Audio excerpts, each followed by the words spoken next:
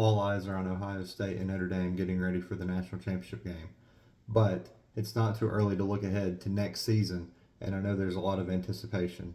So here are my top 25 teams at this point of the offseason. Ohio State is number one. Jeremiah Smith is back. He's going to lead an outstanding offense, even though they have to replace Will Howard. They'll actually play Texas in the opener, which could be 1 versus 2. Arch Manning will be the quarterback for the Longhorns. Should be an incredible team. Gunnar Stockton is now the man at Georgia. Trevor Etienne is coming back. Kirby Smart is red hot in the transfer portal. Georgia's going to be just fine.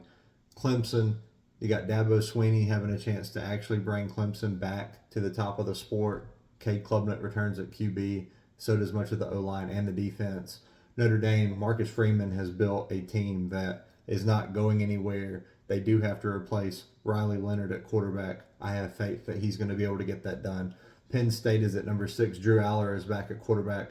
Both running backs, Nick Singleton and Caton Allen, are coming back. They should be really, really good in the Big Ten again next year.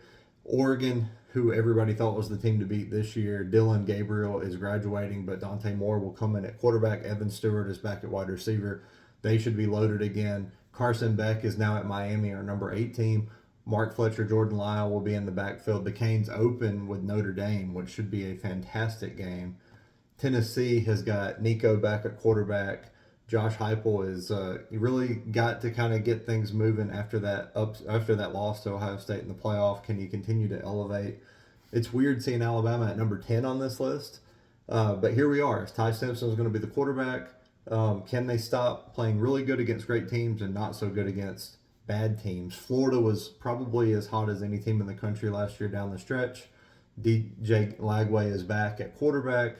It's time for Billy Napier to show that the Gators can elevate. SMU was in the playoff, and they've got Kevin Jennings back.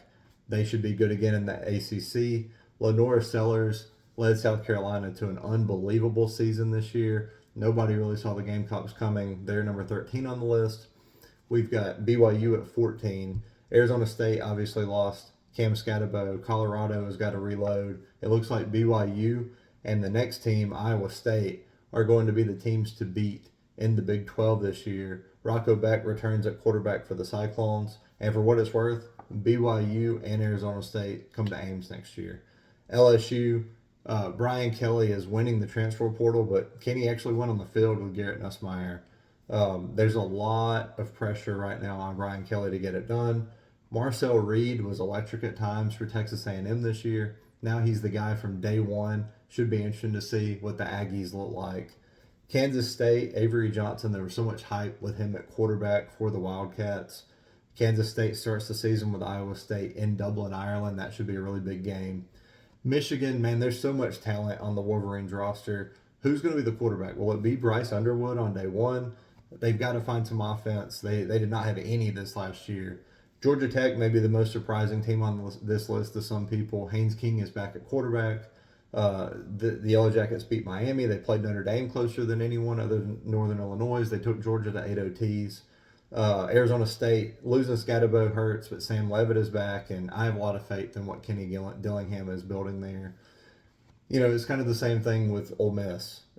Lane Kiffin continues to get recruits in the transfer portal better than anybody. We'll see what they can do.